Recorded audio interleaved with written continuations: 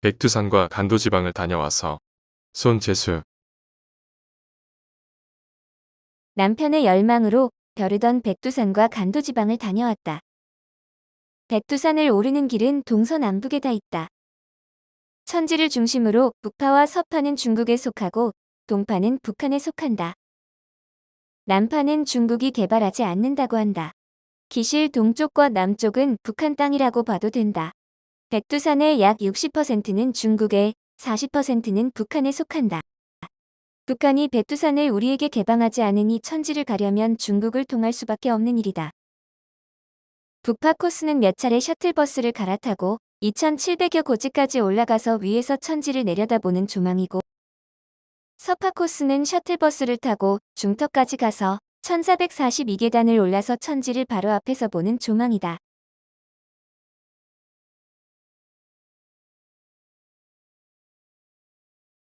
첫날은 연길공항에 내려서 바로 두만강 변으로 향했다. 중국에서 반간첩법이 생겨서 예민한 상황이니 두만강 변에서 사진 찍는 것을 자제해 달라고 했다. 두만강에서 뗏목을 타거나 중국과 북한의 경계가 되는 철교를 걷는 것도 안 된다고 했다. 작고한 송해 선생이 이곳에 왔을 때 서럽게 흐느끼면서 죄를 지냈다는 가이드의 얘기를 들으며 강 너머 북한의 남양시 모습만 할 일 없이 바라보았다. 두만강에서 한참 떨어진 곳에 이르러서야 사진 찍는 것이 허락되었다. 다시 연길로 돌아와 유명하다는 꼬치 집에서 소고기, 돼지고기, 양고기를 구워 독한 고량주를 곁들이며 여행의 설레임을 나누었다. 다들 취기가 오른 상태로 숙소인 국제호텔에 체크인을 하는데 다른 한국인 일행들이 보였다. 그들은 천지를 못 봤다고 아쉬워했다. 우리도 은근히 걱정되었다. 1201호 12층. 다음 날은 백두산 북쪽 비탈로 가는 날, 날씨는 더없이 화창해서 가이드는 천지를 보겠다고 확신을 했지만 순간에 돌변한다는 백두산의 날씨를 믿지 못해 두꺼운 옷과 비옷을 챙겼다. 셔틀버스를 연이어 갈아타며 그 품속으로 들어가 본 백두산은 단순한 산이 아니었다. 해발 2700m 아래로 숲이 바다처럼 펼쳐져 있고 사람의 손을 타지 않은 웅장한 자연이 순수한 모습 그대로 펼쳐져 있었다. 천지를 처음 만났을 때 그 신성한 자태를 어찌 말로 다 표현할 수 있으리. 어찌 카메라에 눈이 담아낼 수 있으리. 그 신비로운 모습을 보며 민족의 영산임을 새삼 깨달았다. 백두산은 중국인들에게도 인기가 많아 천지로 가는 길은 인산인해를 이루었다. 그런데 연길을 출발할 때부터 계속 눈에 들어오는 문구는 길림성 장백산이다. 우리에게는 백두산이지만 중국인들에게는 겨울이 길어 흰 눈을 보는 기간이 길다는 장백산인 것이다.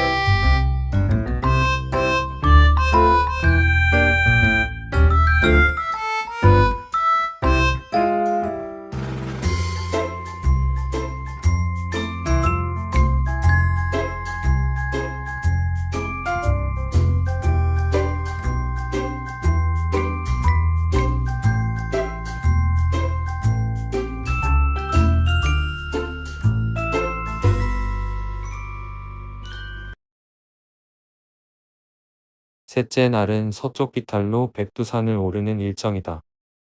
이맘때쯤이면 만개하는 야생화 들판을 볼 수 있다고 한다. 가이드는 날씨가 흐릴 수 있다고 걱정했지만 이날도 무척이나 날씨가 맑았다. 길가의 야생화 들판과 유황 온천을 지나 1442계단을 오르니 또 다른 모습의 천지가 공중에 떠 있듯이 그 자태를 드러냈다. 우리는 또 감동하며 연신 휴대폰을 갖다 댔다. 지구의 경치가 아닌 다른 행성의 모습 같다는 생각은 나만 했을까. 그 모습을 가슴에 오래 간직하고 싶어서 기도하는 마음으로 오랫동안 지켜보았다.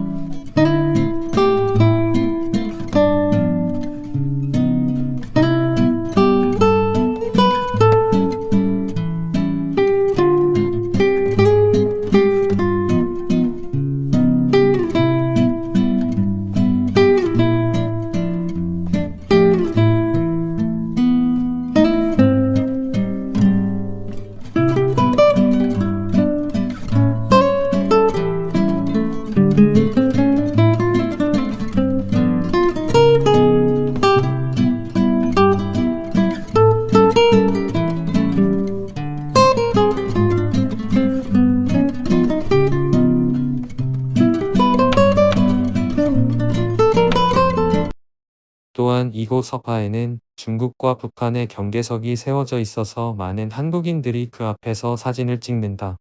북한 쪽을 건너보니 하얀 바위만 납작 누워있다. 왠지 그쪽 풍광이 더 신비로워 보이는 것은 갈 수 없는 안타까움 때문일까.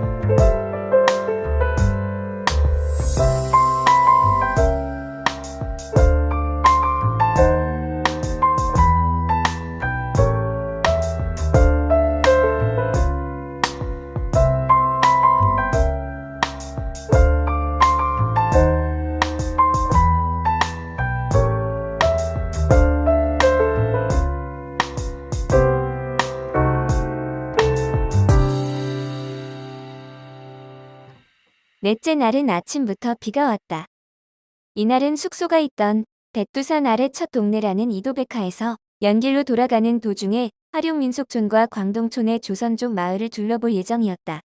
독립운동 유적지도 방문할 계획이어서 내심 기대가 컸다. 고등학교 때 박경리의 토지를 읽고 무척이나 감동했었다. 용이와 월선의 슬픈 사랑에는 가슴이 시렸고 나라를 빼앗기고 간도지방으로 피신을 간 부분에서는 조국에서 떠밀려간 우리 민족의 삶이 슬펐다.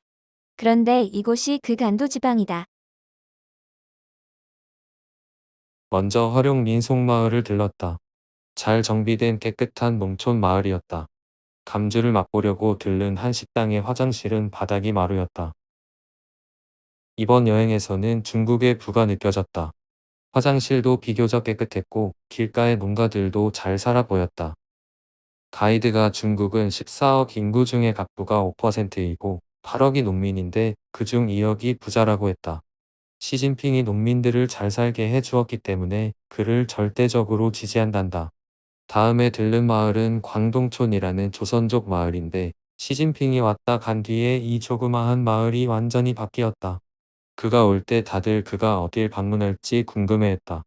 백두산에 갈 줄 알았는데 이 조그마한 조선족 농촌 마을을 방문한 것이다. 이전에는 조선족이 운영하던 청산리 전투 전시관이 이 마을에 있었는데 지금은 2시간 반 거리 밖으로 옮겨지고 대신 시진핑의 업적이 기록된 사진으로 도배되어 있었다. 나는 두려운 생각이 들었다. 이렇게 조선족의 독립성은 점차 사라지고 중국의 소수민족 중 하나로 완전히 동화되는구나 싶었다. 그 다음은 일송정을 갔다. 일행 중 한 분이 선구자 노랫말이 적힌 종이를 여러 장 복사해 왔다.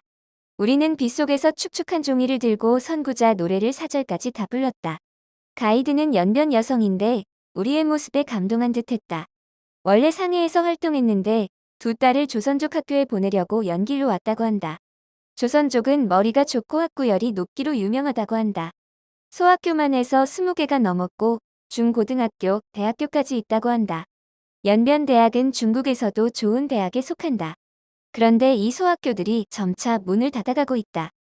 유일하게 조선족만이 자기 말, 자기 학교를 가지고 있었는데 요즘은 중국인 학교에 보내는 이들도 많고 무엇보다도 조선족 인구가 줄어들고 있다는 것이다.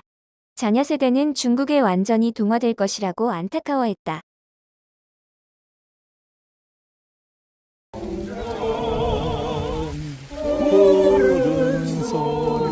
물건 들고 갔어 너?